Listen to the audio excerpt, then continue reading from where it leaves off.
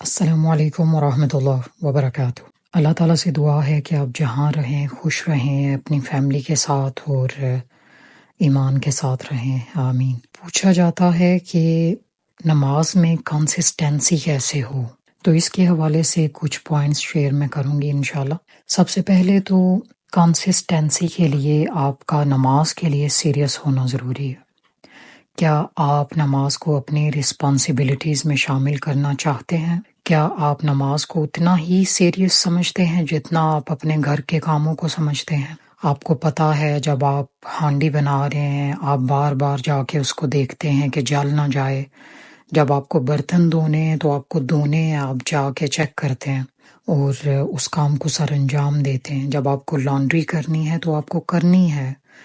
یہ ساری ہماری چھوٹی چھوٹی رسپانسبلٹیز ہیں جو گھر کے اندر ہم لوگ ادا کرتے ہیں۔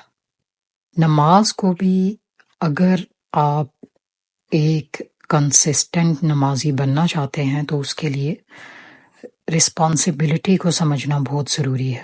وہ ایک الگ بات ہے کہ آپ بہت سی ایپس ڈاؤن لوڈ کر لیں جو آپ کو اذان کے بارے میں ریمائنڈرز دیں، جو آپ کو نماز کے بارے میں دیں، اذان کے اوقات کے بارے میں دیں۔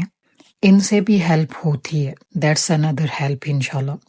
But what I'm talking about is that take the salah as your responsibility, just like you fulfilled your responsibilities at home۔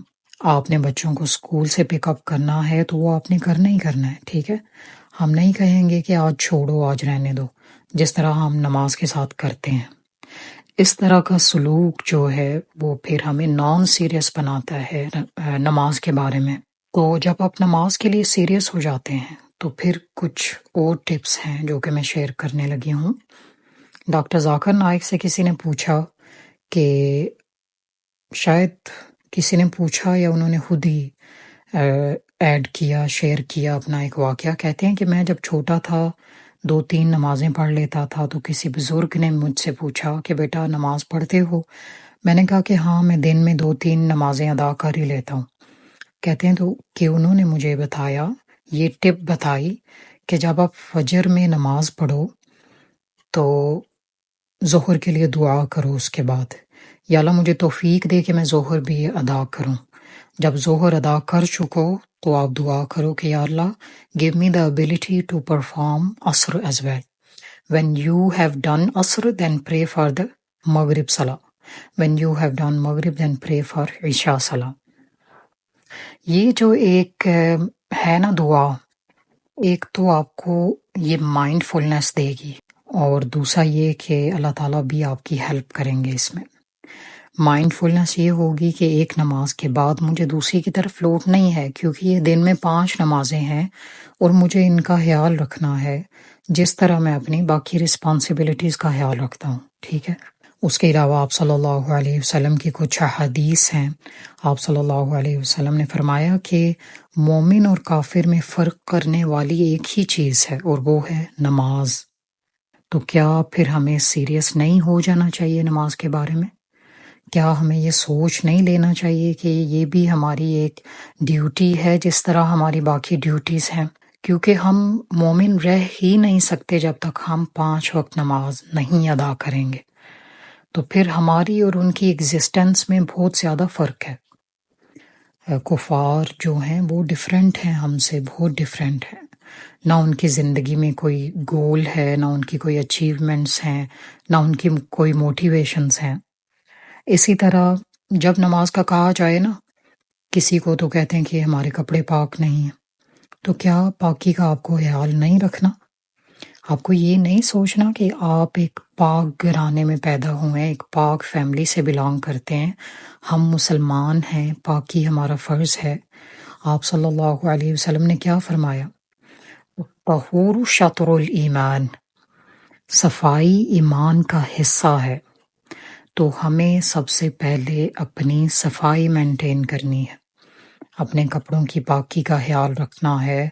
جب واش روم جائیں تو اچھے سے اپنے آپ کو دھونا ہے، اگر کپڑے ناپاک ہو گئے انہیں فوراً سے چینج کرنا ہے۔ یہ مائنڈ فلنس رکھتے ہوئے کہ مجھے اگلی نماز کے لیے پاک ہونا ہے، شاید اس وقت جلدی سے جب میں وضو کروں تو مجھے یاد نہ رہے، تو نماز کی یہ ڈیوٹی باری تو ہے، لیکن آپ صلی اللہ علیہ وسلم کو جب 5 نمازیں دی گئیں تو اللہ تعالیٰ نے یہ گفٹ بھی ساتھ دیا کہ تمہاری امت اگر 5 نمازیں ادا کرے گی تو ان کو 50 کے برابر ثواب ملے گا، اور یہ بہت زیادہ ریوارڈنگ ہے نماز کا یہ عمل۔